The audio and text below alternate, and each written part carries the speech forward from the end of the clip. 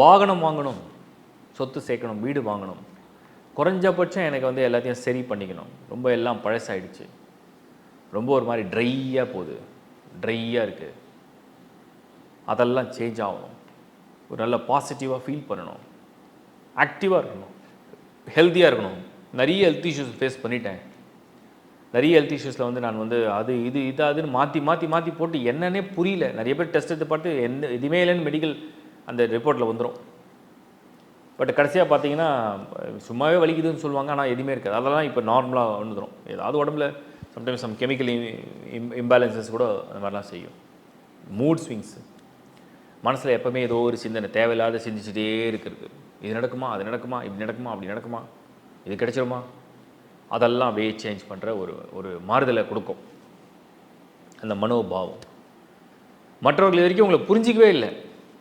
நீங்கள் என்ன உணர்றீங்க, நீங்கள் என்ன சொல்ல வரீங்க, நீங்கள் என்ன செய்ய வரீங்க, அதெல்லாம் புரிஞ்சிக்கிற ஒரு வாய்ப்பு. அதெல்லாம் 2025 கொஞ்சம் பாசிட்டிவாக தெரியுது. சின்னதாக ஹெல்த்தில் ஒரு சின்ன கேர் எடுத்துகிட்டால் போதும். பெருசாக ஒன்றும் சீரியஸாக இல்லை. ஏன்னா அந்த ட்ரான்ஸ்லேஷனில் வந்து சின்னதாக ஒரு கேர் எடுத்துகிட்டால் போதும்.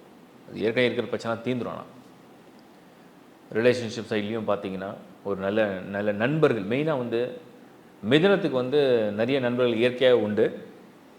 சில சமயத்தில் சில மனஸ்தாபத்தில் சில கொடுக்கல் வாங்கல் இல்லை சில புரிதல் இல்லாத சூழ்நிலையில் ஒரு மனஸ்தாபம் ஏற்பட்டு அப்படி பிரிஞ்சு இனிமேல் பேசவே வேண்டாம், இனிமேல் ஒதுங்கி இருப்போம், இனிமேல் பார்த்துக்க வேண்டாம் அப்படின்னு இருந்தீங்கன்னா இந்த முறை மீண்டும் பழைய நண்பர்கள் நட்பு எல்லாம் ஒன்றா இணைஞ்சு எல்லாத்தையும் மறந்து சிரித்து சந்தோஷமாக இருக்கிற வாய்ப்பை வந்து உருவாக்கும். இந்த உலகத்திலே வந்து ஒரு சந்தோஷமான ஒரு தருணம் அப்படின்னா உங்களுடைய சின்ன வயசில் காலத்தில் இருந்த நண்பர்களோடு நீங்கள் பேசி சந்தோஷமாக இருக்கிற தருணம்.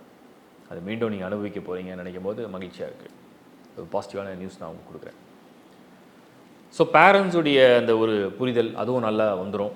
ஓவரால் மிதுனம், பெண்கள், மாணவர்கள், வயதில் மூத்தவர்கள், வேலைக்காக முயற்சி செய்பவர்கள், வெளிநாடுக்காக ஒரு முயற்சி இருக்கவங்க, காம்படிட்டிவ் எக்ஸாம், பிஸ்னஸ் பண்ணுறவங்க, மணி ஃப்ளோவுக்காக நல்லா நாளும் பொழுதும் அதை சிந்திச்சிருக்கவங்க, கன்சல்டண்ட்டாக இருக்கவங்க, டீச்சராக இருக்கவங்க, கிரியேட்டராக இருக்கவங்க, இது எல்லாருக்குமே 2025 மீண்டும் பழைய நிலைமைக்கு உங்களை கொண்டு வரும்.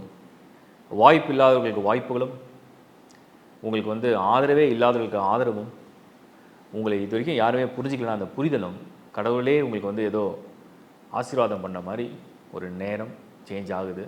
உங்களை சார்ஜ் எடுக்க வைக்கும், உங்களை ஓய விடாது. மீண்டும் பம்பரமாக சுற்றி அப்படியே உழைப்பு அந்தளவுக்கு பழையபடிக்கு நீங்கள் வரப்போகிறீங்கன்றதை நான் சந்தோஷமாக தெரிவிக்கிறேன். 2025 சுறுசுறுப்பாக இருக்கிற ஒரு வருஷமாக இருக்கும். வாழ்த்துக்கள்.